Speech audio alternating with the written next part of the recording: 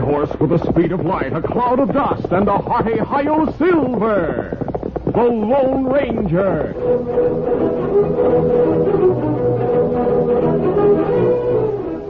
Before this exciting adventure, a word from our sponsor. General Mills, makers of Cheerios, the ready-to-eat oat cereal that gives you go power, and Wheaties, the breakfast of champions, present by special recording The Lone Ranger. Cowboy Tom is a boy of 6. He knows all kinds of cowboy tricks. He can rope a steer because he knows he's got go power from Cheerios. Yes, he's got go power. There he goes. He's feeling his Cheerios. Cheerios. Cheerios. You bet, Cheerios, the oat cereal that needs no cooking. Every delicious spoonful of Cheerios and milk is real muscle-building food. Each spoonful contains vitamins, minerals, and proteins your body needs. Yes, the good things in a Cheerios breakfast do good things for your body. Help you have healthy nerves, good red blood, strong bones, and muscles. And besides giving you go power, Cheerios is downright wonderful tasting. That toasted oat flavor is really something. And when you add milk and your favorite fruit, say some sliced bananas, you're in for a delicious breakfast treat. Get the whole family off to a good start every morning with Cheerios. Then you'll hear people say, he's feeling his Cheerios.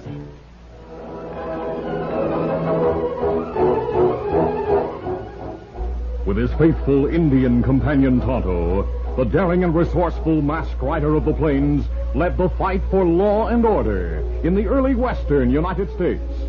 Nowhere in the pages of history can one find a greater champion of justice. Return with us now to those thrilling days of yesteryear. From out of the past come the thundering hoofbeats of the great horse Silver. The Lone Ranger rides again. Come on, Silver. Let's go, big fella. I'll Silver. Hooray!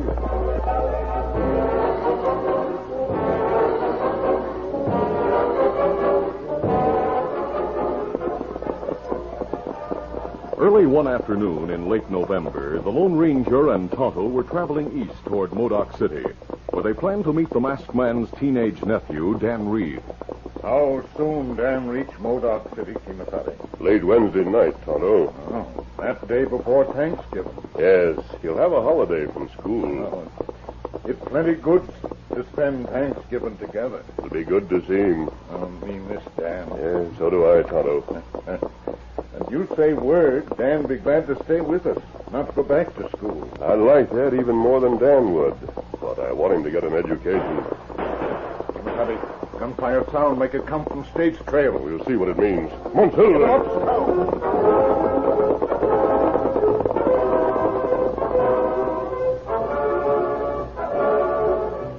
The outlaw who had stopped the stage held a gun on the disarmed guard and driver and ordered them to throw the strongbox to the ground. Hey, there's the strongbox, you ornery skunk. You won't get away with this hold up like you have the other two jobs you pulled. Shut up and get going. The masked outlaw fired at the lock on the heavy strongbox. As the bullet smashed the lock, he heard the Lone Ranger and Tonto approaching. Rather than risk being trapped in the open, the stage robber ran to the cover of a huge boulder on the far side of the trail. At that moment, the Lone Ranger and Tonto reached the bottom of the wooded slope. Oh, easy, steady, big fella. The hidden gunman fired and shouted, That shot was just a warning. Clear out of here. Easy, steady, big fella. Easy, fella. Behind that boulder, Tonto. He'll have to show himself to fire accurately. That's right. Get going before I let you have it. We're ready for gunplay if you want it. You asked for it, mister. Hey, My next shot will do more than put a hole through your hat. you got me trapped. You trapped yourself when you picked that boulder for cover. Now, throw down your gun. The concealed outlaw took a desperate chance. He showed himself to fire. But the Lone Ranger anticipated the move. A silver bullet smashed the outlaw's gun. You're covered. No, your mask. Keep your hands up. I'll keep him covered, Tonto, while you put the contents of the strongbox into our saddlebags. Uh-huh. Now, take that bandana from your face. As long as you're covering me, I've no choice. There. Who are you? Clyde Halliday. Money and gold in strong box, Kemosabe. Me put it in saddlebag. When you're finished, we'll tie Halliday's hands and take him to Marshal Fraser in Modoc City. There's no price on my head. You'll not get anything for turning me in. You've a crime to answer for. I have a 15-year-old brother to take care of. Where are his parents? Killed in an engine raid when Bobby was 2. I'm sorry. He doesn't know about me turning crook. I don't want him to know any more than you would if you were in my place. Is he in Modoc City? No, he's at my cabin in Doonesville. We'll try to help him. You expect me to believe that? You not worry about boy. Lone Ranger make promise to help him. And him keep word. Don't try to tell me this masked gent's the Lone Ranger. Me tell truth. Him Lone Ranger. I don't believe it. Well, whether you do or not, we'll try to help you and your brother. Now, Tonto will tie your hands. And we'll help you mount and start for Modoc City.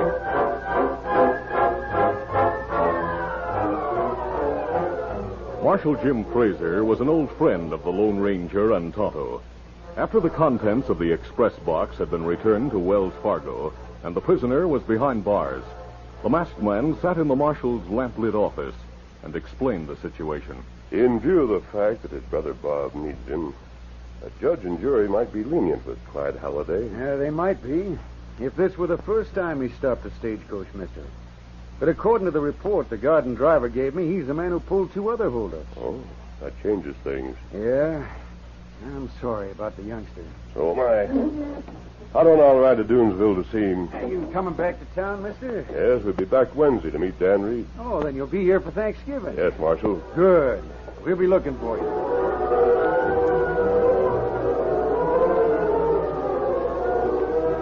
2 days later, the Lone Ranger and Tonto reached the small railroad town of Doonesville, some distance west of Modoc City.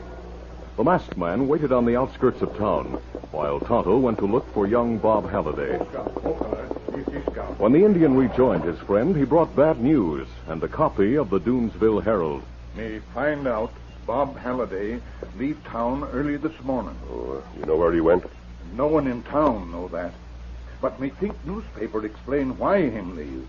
You look there. Front page. Let me see. Clyde Halliday of Doonesville, jailed in Modoc City. Paper come out this morning. After Bob read it, him leave town. How'd the news reach Doonesville so soon? Well, it come by telegraph. You think Bob go see Clyde? He may have. We'll go back to Modoc City to look for him. Easy. Easy, fella. Come on, Silver!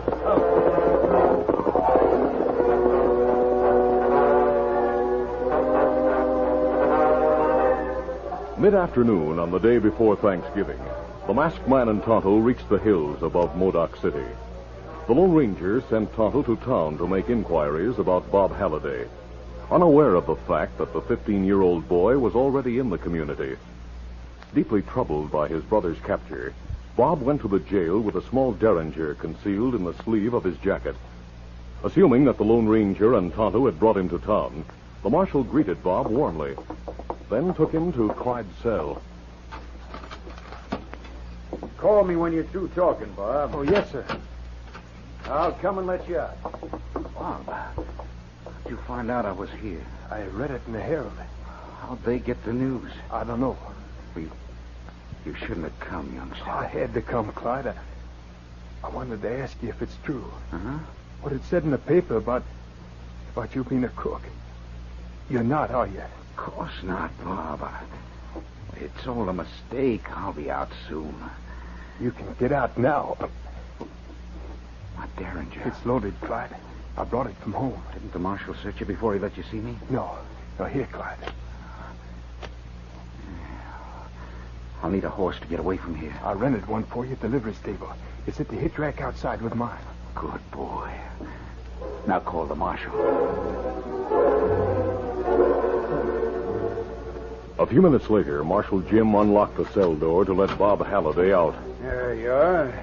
The boy left the cell. Then, Now I'm coming out. What? Where'd you get that gun? I gave it to him. I'll keep him covered, Bob. Take his gun. Then we'll tie and gag him and lock him in the cell.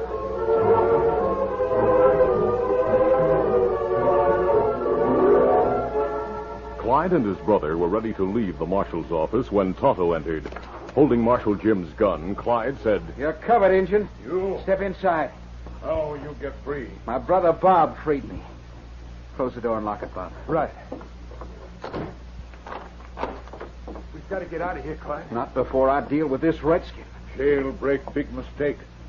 Lone Ranger capture you once and him get you again. Lone Ranger? That's right. Clyde, is that true? Of course it isn't. Take the Injun's gun. We'll give him the same treatment we gave the marshal. Then we'll clear out of here.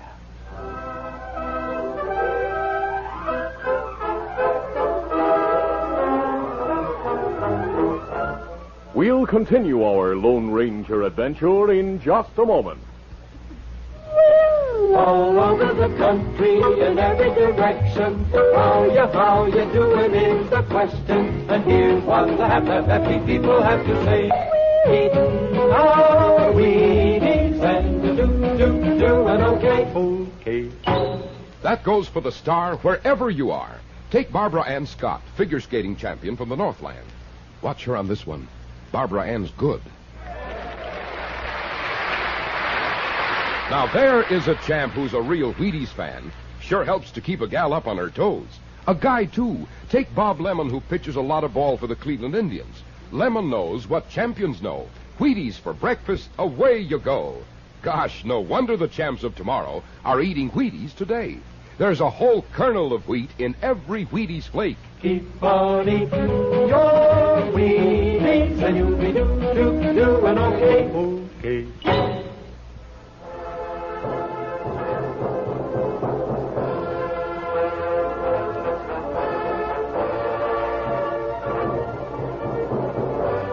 Now to continue. Leaving Tonto tied and gagged with the marshal, Clyde and Bob rode out of town under cover of early darkness. Get up there. As they headed for the hills east of Modoc City, the two brothers were silent and thoughtful. Remembering the unmistakable honesty in the Indian's voice disturbed Bob. For the first time in his life, he doubted his brother's word. They drew rein in the hills sometime later. Ho now. We'll camp here for the night, Bob. Easy. No one will find us here. Steady. I hope not.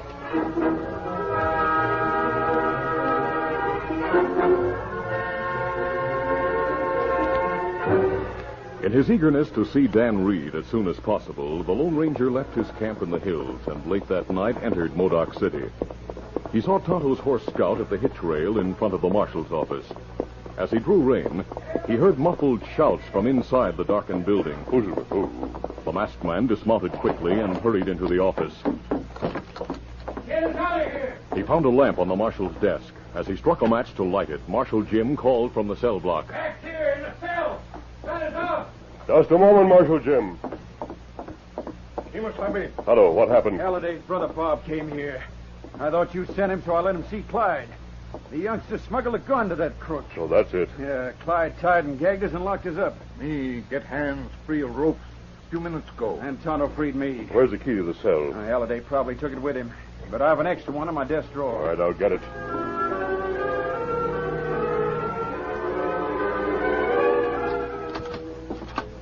When the door was open, the Lone Ranger asked, How long have you been here? 3 or 4 hours. If everyone in town went so doggone busy getting ready for the holiday tomorrow, we might have been found before this. Dan's due to reach town in half an hour. Isn't that right? You go ahead and meet him, mister. I'll go after Halliday and his brother. The reunion with Dan Reed was a happy one. Standing in the darkness near the station platform, the masked man gripped Dan's hand. Dan, I'm glad you're here. It's good to be here, sir. We plenty glad to see you, Dan. Before I left the East, I had a letter from Ma Hain. She said you left Victor at the Henry House stable. Me go get him now. We'll wait for you, Tonto.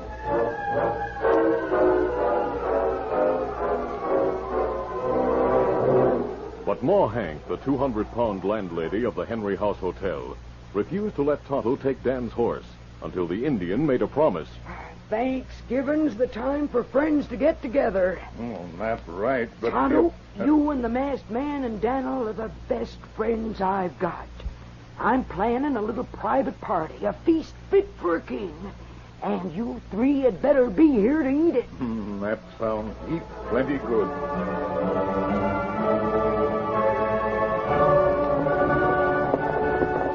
Oh, Scout. Oh, Victor.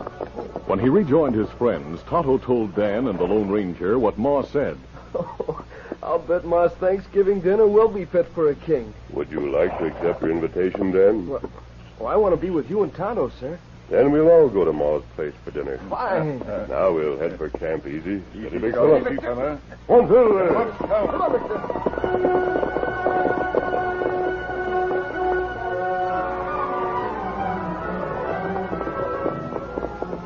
In the hills, on their way back to the well-concealed camp, the masked man and Tonto caught sight of a distant campfire. The Lone Ranger studied it for a moment, then signaled a halt. Who's the All right, dismount. Steady, big fella. The masked man and his companions cautiously approached the fire.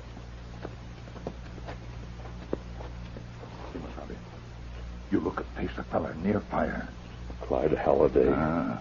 Bob Halliday with him. Are they friends of yours? Halliday broke out of jail in town then. Oh, Clyde lied to Bob. Tell him framed for stage robbery. It'd be better for the boy to know the truth. And that's what me think. It's not good young boy travel with crook, dodging law. Come on.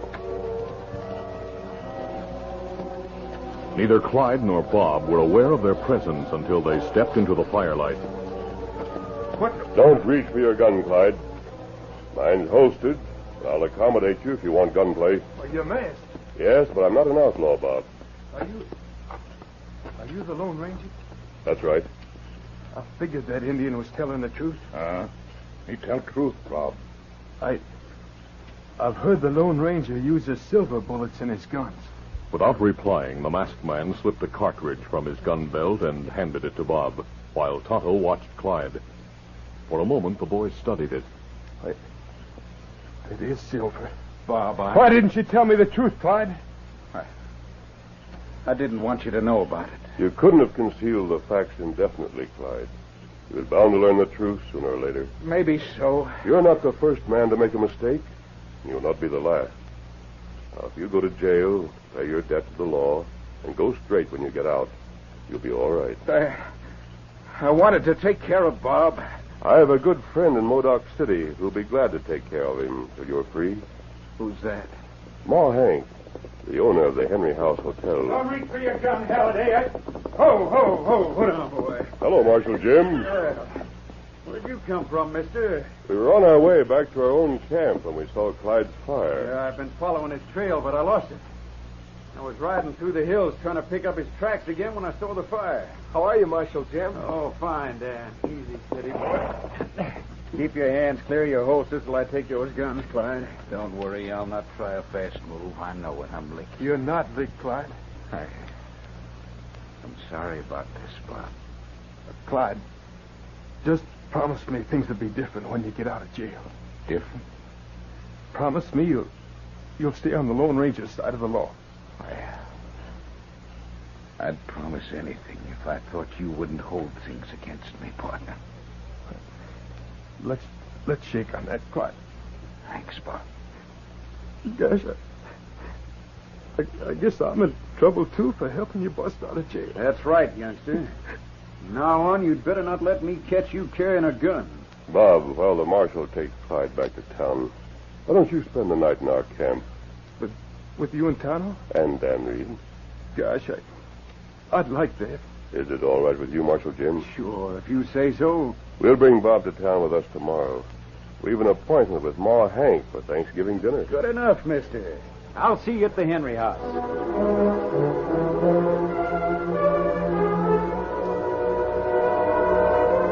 Late the next day, the Lone Ranger, Dan, Tonto, and Bob Halliday reached town. While Bob went to the jail to see his brother, the masked man entered Ma Hank's kitchen and explained the boy's situation to the big-hearted landlady. He's too proud to accept charity, but he needs a home. Why, land sakes alive, mister. Homer and I'll be glad to keep the boy with us till his brother's out of jail. By doing chores around here, he'll be able to earn his room and board. Thanks, Mrs. Henry. Bob's a good boy, and with someone to keep him on the right track, I think he'll be a fine man. Don't you worry about him. Why, we'll look after him as if he were our own son. Say, I hope you brought him along for dinner. He'll be here. Right now, he's at the jail with his brother. I already sent a tray to the jail for the prisoner. In that case, I know he'll eat well. Thanks for the compliment, mister. And now, as soon as the lad comes, we'll be ready to eat.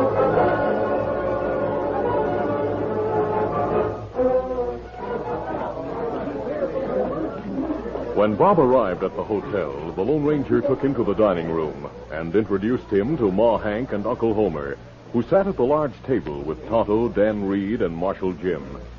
As he looked at the incomparable feast Ma had prepared, Bob's eyes misted with tears. He choked back a sob of gratitude as he sat down between Marshal Jim and the Lone Ranger. I'm glad to see you, Bob. Now, I want you to eat hearty when we start. Gosh, thanks, ma'am. I'm mighty hungry. Friends, I'm mighty happy we're all together. Now, mister, Yes? how about saying a few words of grace before we start? Very well. We'll bow our heads. Our Heavenly Father, as we bow our heads in our prayer of thanksgiving, we hope that Americans everywhere will remember the true meaning of this day and give thanks, not only for the bounty of our land, but for the many blessings we enjoy. We are thankful for those men and women who came before us to clear a wilderness and plant it with seeds of freedom. We are grateful that the founders of our country sought thy guidance before they set down the principles by which Americans have lived, and for which they still bravely die. May we forever cherish the custom of humbly giving thanks to thee. Amen. Amen. And please, God, bless the Lone Ranger.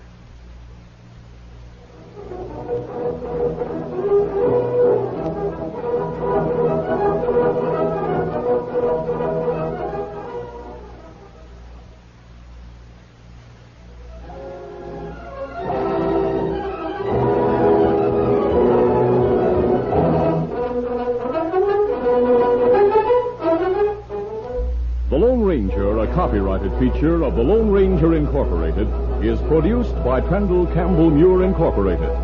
The part of the Lone Ranger is played by Brace Beamer. Your announcer, Fred Foy. Listen to the Lone Ranger, brought to you by special recording Mondays through Fridays at this same time.